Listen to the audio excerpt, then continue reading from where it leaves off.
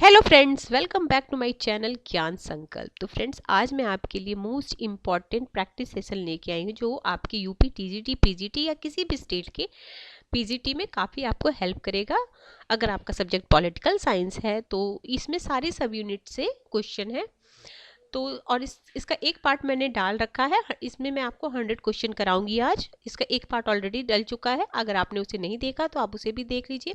साथ ही साथ मैं यूजीसी नेट के सिलेबस के हिसाब से भी प्रैक्टिस सेशन लेके आ रही हूँ, उसके प्रीवियस ईयर के क्वेश्चंस लेके आ रही हूँ, वो भी आप देख सकते हो, वो भी आपको काफ़ी हेल्प करेगा।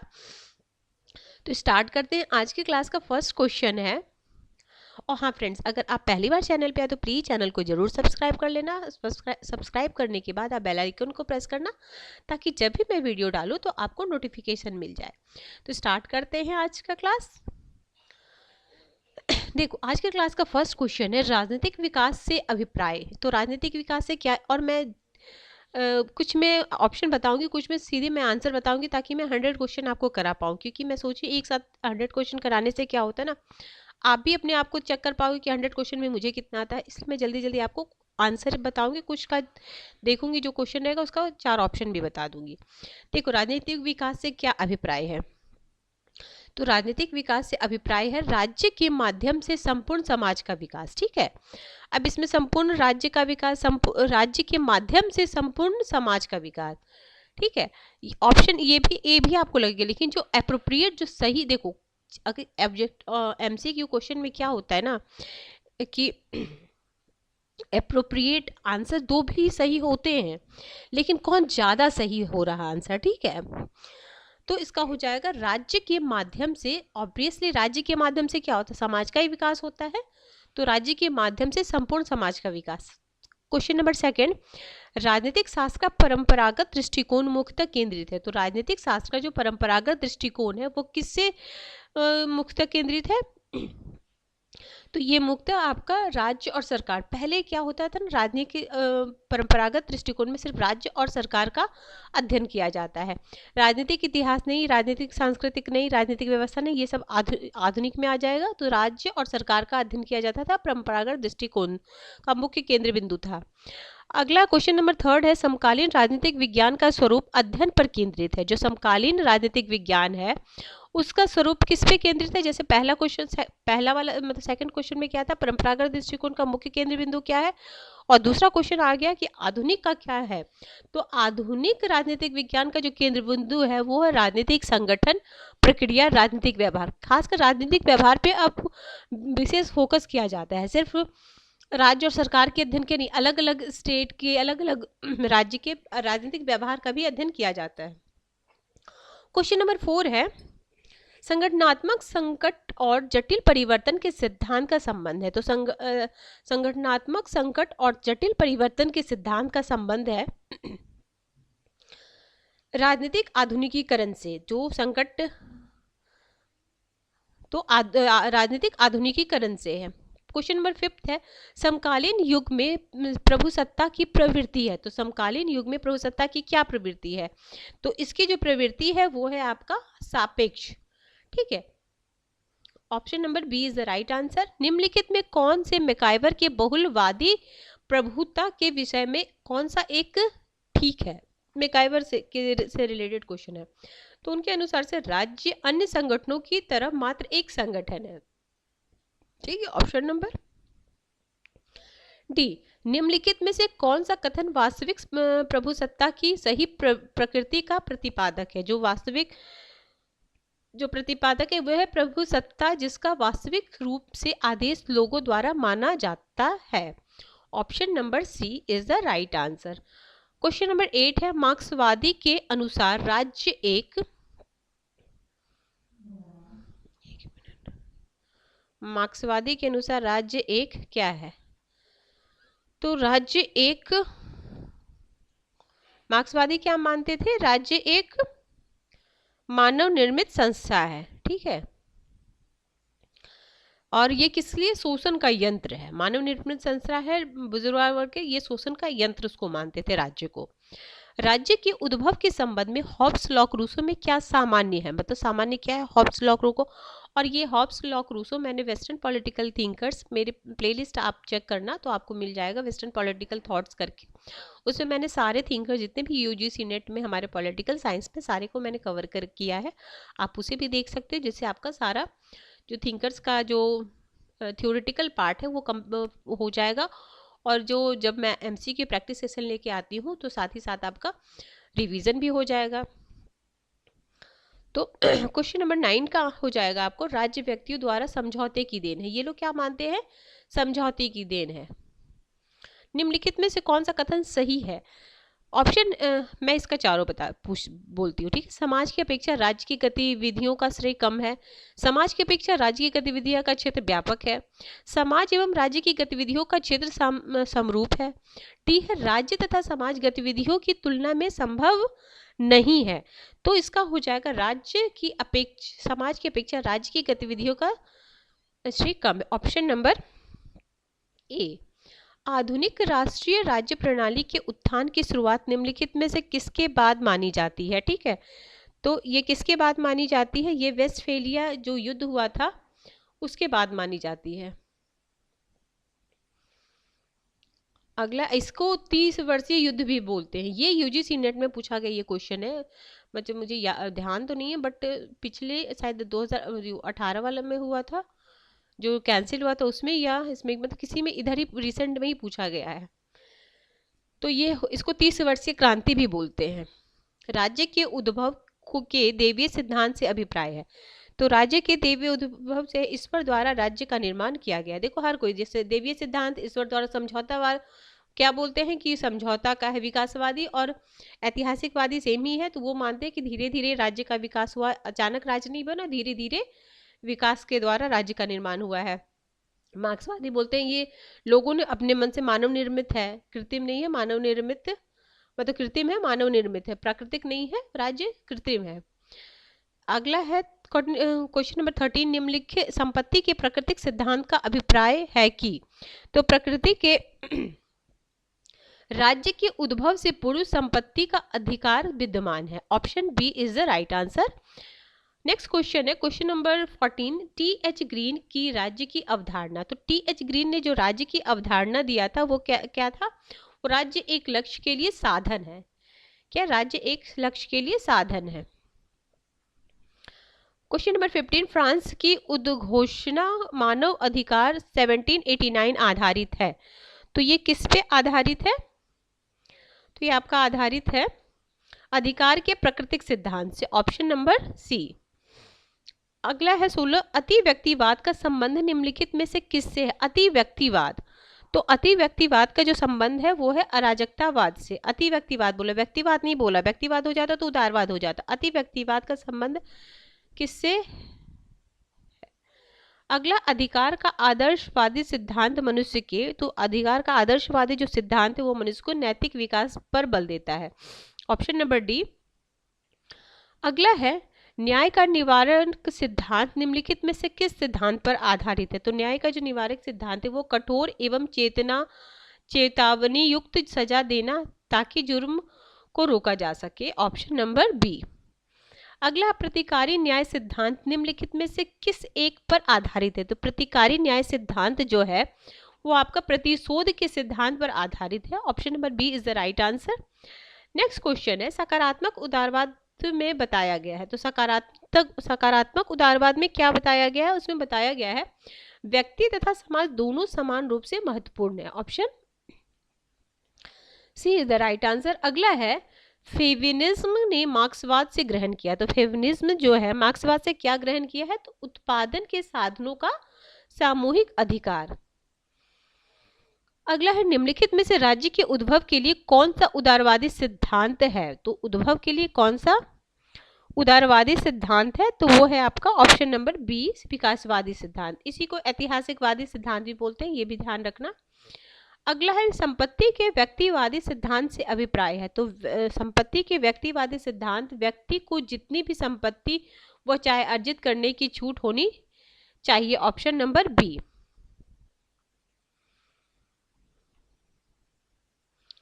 अगला है, न्याय से अभिप्राय है कि। तो न्याय से क्या अभिप्राय है? तो उचितता के आधार पर भेदभाव हो सकता है, ठीक है, ऑप्शन नंबर बी। फेबियन समाजवाद के अनुसार संपत्ति का विभाजन होना चाहिए। तो संपत्ति का विभाजन कैसे होना चाहिए? सामाजिक कल्याण की दृष्टि से सब में। सकारात्मक स्वतंत्रता का अभिप्राय क्या है? तो सकारात्मक स्वतंत्रता का अभिप्राय है अन्यायपूर्ण प्रतिबंधों का ना होना। क्वेश्चन नंबर 27, कुलीन तंत्र उस व्यवस्था को कहते हैं जिसमें भद्र पुरुष वर्ग का बोलबाला हो। Option B. सर्वसत्तात्मक राज्य उसे कहते हैं जिसमें, सर्वसत्तात्मक राज्य किसको कहते हैं? राज्य की अपनी प्रजा पर असीम अधिकार हो। Option B is the right answer. आगे है 29 क्वेश्चन मार्क्स बाद में राज्य का विलीनीकरण संकेतिक करता है। तो राज्य का विलीनीकरण किसकी ओर संकेतिक करता है? तो कालांतर में राज्य स्वयं में समाप्त हो जाएगा, मतलब स्वतः ही राज्य समाप्त हो जाएगा। क्वेश्चन नंबर 30, प्रजातंत्र के अभिजनवाद सिद्धांत के प्रवक्ता निम्नलिखित में से एक को सच्चाई मानते हैं। तो किसको वो सच्चाई मानते हैं? तो वो प्राकृतिक असमानता की स्वीकृति को, प्राकृतिक असमानता की स्वीकृति को वो। अगला क्वेश्चन नंबर 31, समानुपातिक प्रतिनिधित्व प्रणाली विश्वस्त करती है। तो किससे विश्वस्त करती है? अल्पसंख्यकों के उपयुक्त प्रतिनिधित्व से। Option number A is the right answer. Next चलते हैं हम क्वेश्चन पे। इंग्लैंड में पुरुष के समान स्त्रियों को मतदान का अधिकार कब मिला? तो ये भी क्वेश्चन आता है कब, मतलब उस तरीके की भी क्वेश्चन आएगी कि कब कालक्रम में, किसको पहले किसको बाद में, इस तरीके से भी अरेंज करने को आता है। तो 1928 में मिला था। और इंडिया में एक साथ पुरुष स्त्री को आफ्टर इंडिपेंडेंस, तो जब हम आज़ाद हुए तो हमारे में ऐसा भेदभाव नहीं रखा गया, सार्वभौमिक मताधिकार को मान्यता दी गई, यानी सबको मत देने का अधिकार। क्वेश्चन नंबर हमारा है 33।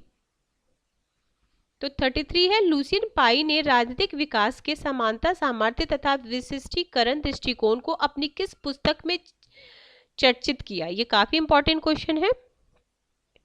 तो ये कि राजनीतिक संस्कृति और विकास। Option number B is the right answer. Next question है, मास्ट्रिच संधि के रूपांतरित कर दिया। तो मास्ट्रिच संधि के बाद क्या हुआ, क्या बना, वो क्वेश्चन है। तो यूरोपीय यूनियन, यूरोपीय समुदाय को यूरोपीय यूनियन बनाया गया। Option C. ये मतलब इंपॉर्टेंट, कई बार एग्जाम में आया हुआ, मास्ट्रिच किससे संबंधित है, इस तरीके के। जेनेवा में भारत के व्यापक परमाणु निषेध संधि पर विशेषाधिकार का प्रयोग क्यों किया? क्योंकि भारत की राष्ट्रीय सुरक्षा के कारण से। Option D. मार्क्स के अनुसार वर्गहीन समाज से अभिप्राय। तो मार्क्स के हिसाब से जो वर्गहीन समाज है, एक समाज जिसमें केवल एकमात्र सर्वहारा वर्ग हो। Option C. रूसों की सामान्य इच्छा से क्या अभिप्राय है? तो रूसों की जो सामान्य इच्छा है उससे अभिप्राय है लोगों का सामूहिक कल्याण। टी.एच. ग्रीन और हीगल निम्नलिखित में से किस पर समरूप विचार रखते हैं? तो किस पे समरूप विचार रखते हैं दोनों? तो वो रखते हैं राज्य सभी संस्थाओं में से एक सर्वोच्च संस्था है। ठीक है, ये ईश्वर पे, राजा को पृथ्वी पर ईश्वर का अवतरण मानते हैं। निम्नलिखित में से कौन सा एक सुमेल ठीक है? बाकी 3 गलत होगा और एक ठीक है, ये पूछा जा रहा है। कौन सा? क्वेश्चन नंबर है हमारा 39। तो राजनीतिक प्रभाव एवं प्रभावशाली, ये हेरल्ड लॉस्की का सही है। राजनीतिक शक्ति का विज्ञान, नहीं, ये लॉसवेल का होगा ऊपर वाला। राजनीतिक शक्ति के लिए संघर्ष, ये हंस जम मैरगनथाउ का होगा। तो राजनीतिक कब, क्या ये लॉसवेल का है, ये वाला डेविड इस्टर नहीं है। तो ऑप्शन नंबर सिर्फ ये सही होगा, ऑप्शन सी। बहुमत का आतंक का विचार निम्नलिखित में से किससे प्रतिपादित किया? तो बहुमत का जो आतंक का विचार है क्या है? क्वेश्चन नंबर हमारा 40 है। तो ये है ऑप्शन नंबर डी, जी.एस. मिल। सामुदायिक दबाव गुटों का मुख्य कार्य क्या है? तो उनका कार्य मांगों की समूचीकरण। Option C. प्लेटो न्याय के अनुसार निरपेक्ष अवधारणा, ऑप्शन बी निरपेक्ष अवधारणा। 42 का हो जाएगा ऑप्शन बी। सैमुअल हंटिंगटन के अनुसार राजनीतिक पतन के लक्षण है, तो 43 का है आपका जटिलता एवं सुसंगतता, ऑप्शन ए। न्याय सिद्धांत के संदर्भ में निम्नलिखित में से भिन्नता सिद्धांत प्रतिपादित किया, तो भिन्नता सिद्धांत है ये जॉन रॉल्स का। नैतिकता का ज्ञान है, नैतिकता का ज्ञान है सिद्धांत किसने प्रतिपादित किया, तो ये किए हैं सुकरात। बंदूक की नली शक्ति का स्रोत है, तो ये माओ त्से तुंग का है, option number A is the right answer. अगला, राजनीतिक दलों के बारे में निम्नलिखित में से कौन सा एक संयोग ठीक है, तो ये ठीक है कुलीन तंत्र का लॉ सिद्धांत, मिचेल सही है। सर्वहारा का अग्रसर संविदा नहीं, प्रजातंत्र दलों के निवारण नहीं, तो ये है 47 का हो जाएगा ऑप्शन नंबर ए। भारत की पूर्वीय अवलोकन नीति का लक्ष्य है, तो इसका लक्ष्य आसियान देशों के साथ घनिष्ठ संबंध के लिए, ऑप्शन सी। वेलवेट डाइवर्स से अभिप्राय है, 49 वेलवेट डाइवर्स से अभिप्राय है सोवियत संघ का विघटन। शांति के बदले जमीन योजना, शांति के बदले जो जमीन योजना है वो है पश्चिमी एशियाई शांति प्रक्रिया, ऑप्शन ए। आगे, वर्तमान में नौकरशाही का महत्व बहुत बढ़ा है, ठीक है, तो इस क्यों बढ़ा है, क्योंकि कल्याणकारी राज्य के उद्भव के कारण। नौकरशाही है, नौकरशाही क्या है, तो नौकरशाही एक प्राचीन संस्था है। भारत में मायावती बहुजन समाज पार्टी से संबंधित जो मेघावती सुकर्णो संबंधित है, तो ये जो सुकर्णो जो संबंधित है वो है इंडोनेशिया की पीपल्स डेमोक्रेटिक पार्टी। वैसे नारा प्रबंध निम्नलिखित में से किसके निर्यात से संबंधित है, तो वैसे नारा कन्वेंशन, ये आपके फर्स्ट पेपर में भी पूछा जाएगा, तो ये हो गया प्रक्षेपात तकनीक, ऑप्शन सी। बोस्निया हर्जगोविनिया में संयुक्त राष्ट्र मिशन का कार्य मुख्य रूप से, तो इसका मुख्य रूप से क्या कार्य था, ये शांति स्थापित करना, option B is the right answer. अगला है राजनीतिक बहुलतावाद का अभिप्राय है, तो राजनीतिक बहुलतावाद का क्या अभिप्राय है, समुदायों की स्वायत्तता, ऑप्शन सी, समुदायों की स्वायत्तता, ऑप्शन सी। निम्नलिखित में से कौन एक व्यापारिक संगठन विकसित एवं विकासशील देशों का प्रतिनिधित्व देता है, तो कौन देता है, ये है आसियान खुला व्यापार संघ। आंशिक परमाणु प्रतिबंध संधि 1963 पर भारत के हस्तक्षेप किया, क्यों किया था भारत ने हस्तक्षेप, यह आणविक प्रसार के उद्देश्य की पूर्ति करता है।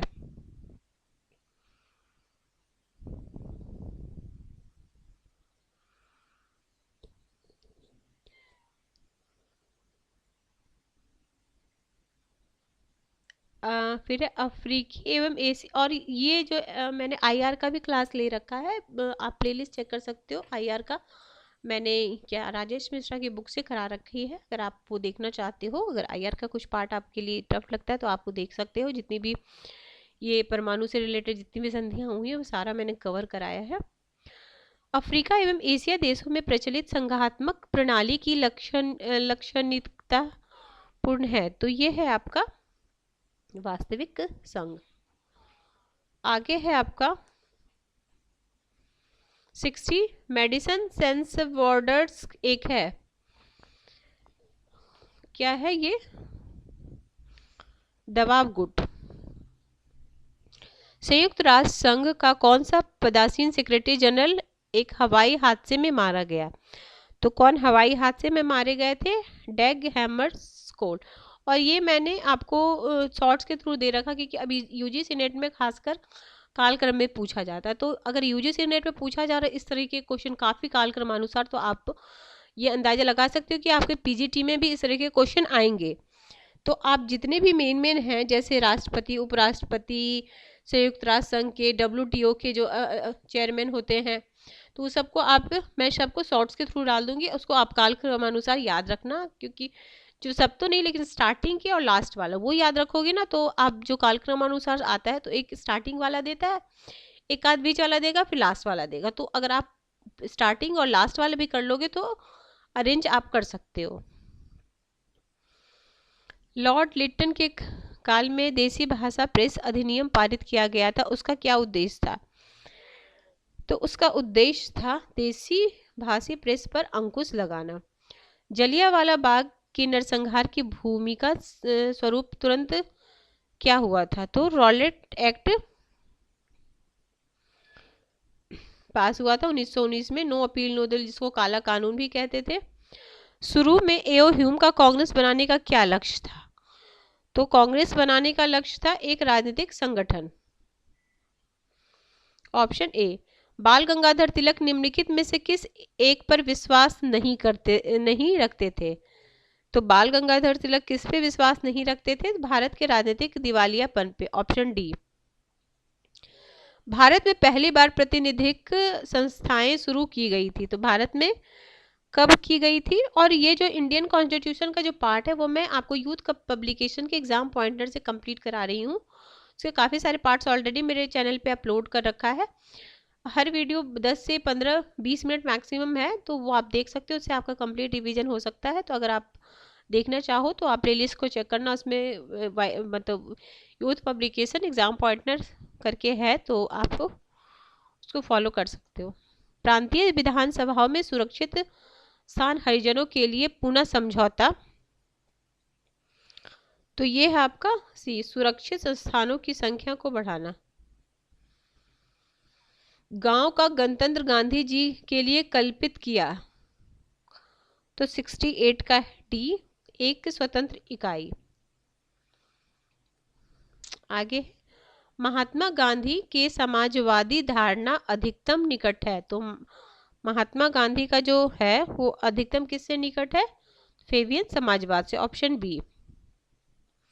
निम्नलिखित में से माइकल ओडायर की हत्या किसने की? तो ये किए थे उधम सिंह ने।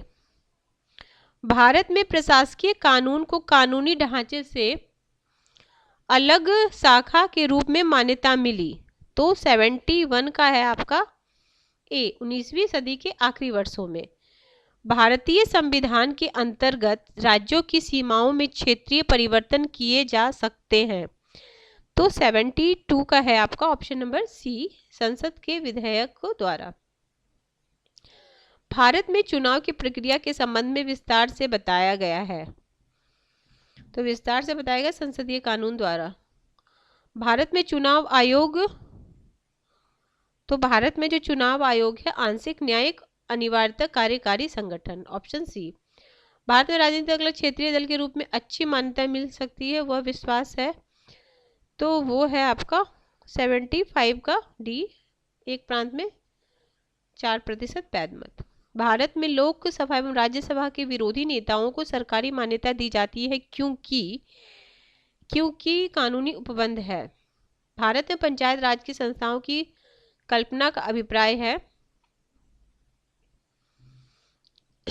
तो 77 का है आपका ऑप्शन नंबर डी, उद्देश्य साधन और मान्यता एवं मान्यता। एवी डाइसी के कानून के शासन का सिद्धांत अपने निम्नलिखित में से किस पुस्तक में प्रतिपादित किया है? तो एवी डाइसी ने किस पुस्तक में प्रतिपादित किया है? तो संविधान के कानून के अध्ययन की भूमिका। ऑप्शन 78 का ऑप्शन बी। भारत के सर्वोच्च न्यायालय ने किस निर्णय में दिया कि मूल अधिकार संशोधनीय है परंतु संविधान का मूल ढांचा संशोधित नहीं किया जा सकता है? तो केशवानंद भारती। भारत में कानून संप्रभु है, तो 80 का है राष्ट्रपति और संसद। कल्याणकारी राज्य के उत्थान के साथ निम्नलिखित में से एक अधिक बल दिया जाने लगा, तो समाज के हितों में निजी संपत्ति का नियमन। भारत में न्यायिक पुनर्विलोकन आधारित है, तो भारत में जो न्यायिक पुनर्विलोकन आधारित है किस पे? कानून द्वारा स्थापित प्रक्रिया का सिद्धांत। कैबिनेट मिशन जो मार्च 1946 में भारत आया उसके सदस्य, ये भी इंपॉर्टेंट है, कई बार एग्जाम में आया हुआ है, तो जो उनके जो सदस्य थे उसमें कौन कौन से थे वो आपको इसमें बताना है। तो पैथिंग लॉरेंस थे, स्टेफन क्रिप्स थे तथा अलेक्जेंडर थे। आगे है 84 क्वेश्चन, संघीय प्रणाली में एक स्वतंत्र न्यायपालिका का होना अनिवार्य है। तो इसका 84 का है आपका ऑप्शन नंबर सी, केंद्र और राज्य में परस्पर झगड़े के निपटाने के लिए। अगला है, भारत में प्रेस को आजादी प्रदान की गई है। एक मिनट फ्रेंड्स, एक मिनट।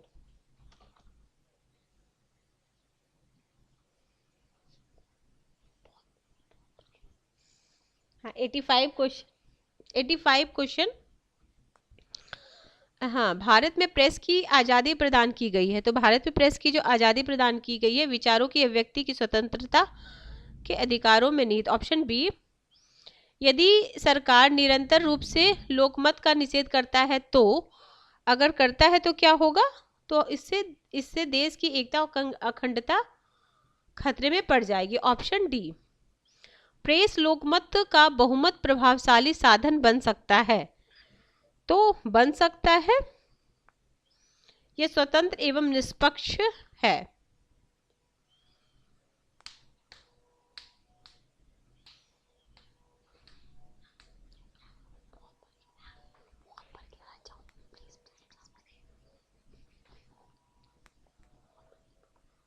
हाँ फ्रेंड,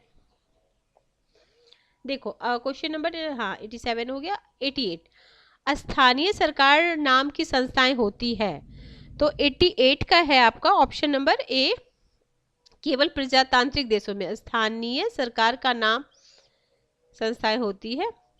89 है, निम्नलिखित में से भारत के कौन से 2 राष्ट्रपति चुने जाने से पहले उपराष्ट्रपति पद पर नहीं रह चुके हैं। अच्छा, नहीं रह चुके हैं ये पूछा जा रहा है।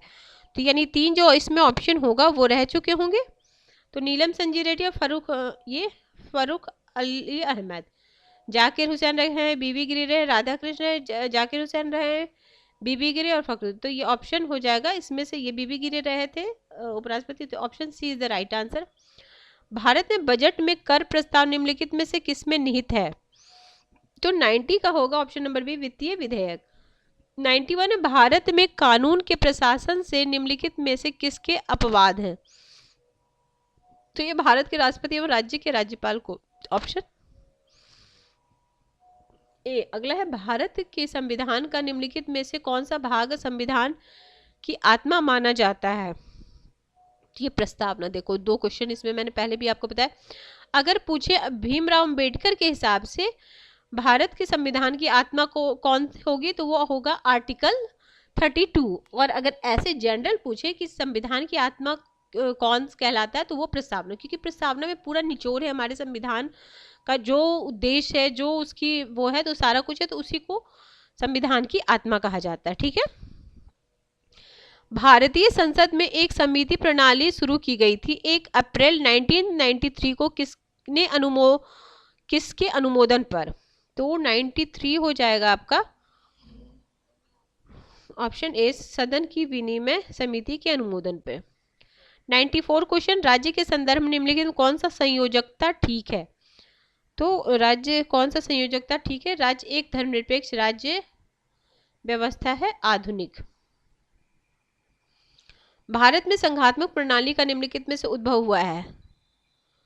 तो जो संघात्मक प्रणाली का उद्भव हुआ वो केंद्राभिमुखी शक्ति द्वारा, क्योंकि भारत में है संघात्मक, लेकिन मेनली शक्तिशाली क्या हो जाते हैं, हमारा केंद्र हो जाता है। ठीक है, तो इसलिए भारत के उद्भव हुआ है केंद्राभिमुखी शक्तियों के द्वारा। ठीक है। हाई कोर्ट के अधिकार क्षेत्र को बढ़ाने या घटाने की शक्ति किसके पास है। तो हाई कोर्ट की शक्ति जो है वो संसद के पास ही है। संघीय लोक सेवा आयोग के सदस्यों को उनके पद काल पूरा होने से पहले हटाया जा सकता है। तो उनको किस तरीके से हटाया जा सकता है। तो सुप्रीम कोर्ट की सिफारिश पर राष्ट्रपति द्वारा। Option C. राष्ट्रीय मानव अधिकार कमीशन एक है। तो राष्ट्रीय मानव अधिकार कमीशन क्या है, एक वो है एक कानूनी संस्था।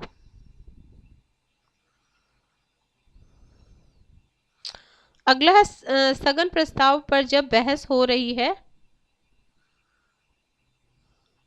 तो सदन को स्थगित करने की शक्ति किसमें है, सदन के अध्यक्ष के पास। आज के क्लास का लास्ट क्वेश्चन है, राष्ट्रपति के संसद में अभिभाषण पर धन्यवाद प्रस्ताव एक, तो ये है यथेष्ट प्रस्ताव होता है। ठीक है फ्रेंड्स, आज मैंने 100 क्वेश्चन कराया। नेक्स्ट क्लास में मैं फिर से 100 क्वेश्चन की लेके आऊंगी। इसमें टोटल मैं आपको 40 सेट कराऊंगी, 40 सेट आपको कराऊंगी जो आपके सारे सब यूनिट से होंगे।